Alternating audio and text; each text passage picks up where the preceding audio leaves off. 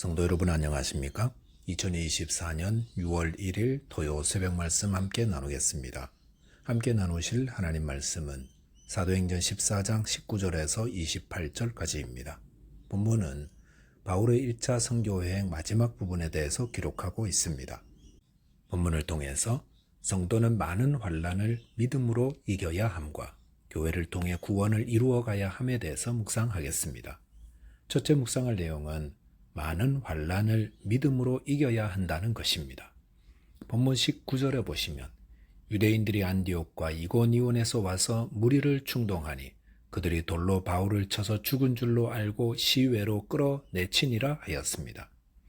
비시디의 안디옥과 이고니온에서 바울을 대적했던 유대인들은 바울이 루스드라 성에서 복음을 전한다는 소식을 들었던 것 같습니다. 그들은 루스드라 사람들을 충동하여 바울을 돌로 치게 하였습니다. 그리고 바울이 죽은 줄로 알고 시외로 끌어내쳤다 하였습니다. 루스드라 사람들은 왜 돌을 들어 바울을 쳐 죽이려 했던 것입니까? 그 이유는 루스드라 사람들이 특별히 몰상식하거나 무지해서도 아니고 그들이 다른 지역 사람들에 비해 더 나쁘기 때문이 아닙니다. 그것은 영적 전쟁의 결과이며 우리 주님은 이런 사실을 미리 말씀하셨습니다. 마태복음 5장 11절에서 예수님은 나로 말미암아 너희를 욕하고 박해하고 거짓으로 너희를 거슬러 모든 악한 말을 할 때에는 너희에게 복이 있나니라고 하셨습니다. 사탄은 주님을 믿고 따르는 자들을 어떻게든 믿음의 길에서 떨어뜨리게 하려고 호시탐탐 노리고 있습니다. 그래서 틈을 노리기도 하고 틈이 보이지 않으면 일부러 거짓말을 만들어서라도 무너뜨리려 합니다. 억울하게 욕을 듣게도 하고 박해를 받게도 하며 거짓으로 충동질하여 바울처럼 때로는 돌에 맞아 죽게도 합니다. 실제로 세상 사람들 가운데는 기독교라고 하면 과민 반응을 보이고 괜한 것으로 트집 잡고 욕하고 악한 말을 하는 사람들이 있습니다. 아마 과거 같았으면 이들은 루스드라 사람들처럼 돌을 들어 쳤을지 모릅니다. 그럴 때 우리가 분명히 알아야 하는 것이 있는데 이것은 영적 전쟁이며 하나님 나라를 향해 가는 길에 이런 수치와 모욕과 돌 던짐과 욕 듣는 것, 억울함 이런 것은 당연히 있는 것이라는 사실입니다. 그러므로 이런 환난을 두려워하기보다 주님 바라보며 믿음으로 이겨나가야 합니다. 오늘 본문 20절에 보시면 돌에 맞아 죽은 것 같았던 바울은 제자들이 둘러섰을 때에 하나님의 은혜로 다시 일어서게 됩니다. 그런 다음 바울은 다시 일어나 루스드라 성으로 들어갔습니다. 그랬다가 그 다음 날은 바나바와 함께 더베로 가서 복음을 전한 뒤 또다시 루스드라를 거쳐 복음을 전했던 도시들을 방문한 뒤 수리아 안디옥으로 돌아오게 됩니다. 그리고 본문 22절에 보시면 바울은 제자들의 마음을 굳게 하여 이 믿음에 머물러 있으라 권하고 또 우리가 하나님의 나라에 들어가려면 많은 환난을 겪어야 할 것이라 라고 하였습니다. 바울은 루스드라에서 돌에 맞는 사건을 통하여 복음의 비밀 한 가지를 더 깨달았던 것 같습니다. 그것은 우리가 하나님 나라에 들어가려면 많은 환난을 겪어야 한다는 것입니다. 성도 여러분, 우리가 하나님의 나라를 참으로 소망하고 바라며 그것을 전하는 자가 된다면 많은 환난을 겪게 됩니다. 그것을 알고 있어야 많은 환난이 올 때 낙심하지 않고 믿음으로 견고히 세워질 수 있습니다. 베드로전서 4장 12절, 13절, 14절에 보시면 사랑하는 자들아 너희를 연단하려고 오는 불시험을 이상한 일 당하는 것 같이 이상히 여기지 말고 오히려 너희가 그리스도의 고난에 참여하는 것으로 즐거워하라. 이는 그의 영광을 나타내실 때에 너희로 즐거워하고 기뻐하게 하려 함이라. 너희가 그리스도의 이름으로 치욕을 당하면 복 있는 자로다. 영광의 영 곧 하나님의 영이 너희 위에 계심이라 하였습니다. 하나님의 나라를 향해 걸어가는 성도의 삶에는 환난과 시험이 많습니다. 그러므로 그것들을 이상한 일 당한 것처럼 여기지 말고 믿음을 굳건히 지킴으로 주님의 영광에 동참하는 자 되시기를 주님의 이름으로 축원드립니다. 둘째로 묵상할 내용은 하나님의 나라는 협력하여 가는 곳이라는 것입니다.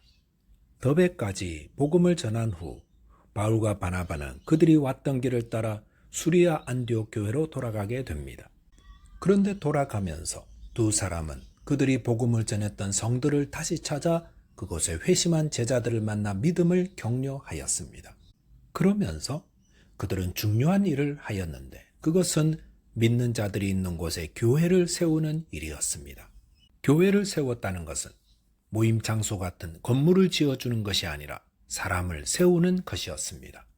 그래서 본문 23절에 보시면 바울과 바나바는 각 교회 장로들을 택하여 금식 기도하며 그들이 믿는 주께 그들을 위탁하고 라고 하였습니다. 바울과 바나바는 왜 각 교회에 장로를 택하여 세웠겠습니까? 그것은 복음의 후속 조치였다고 할 수 있습니다.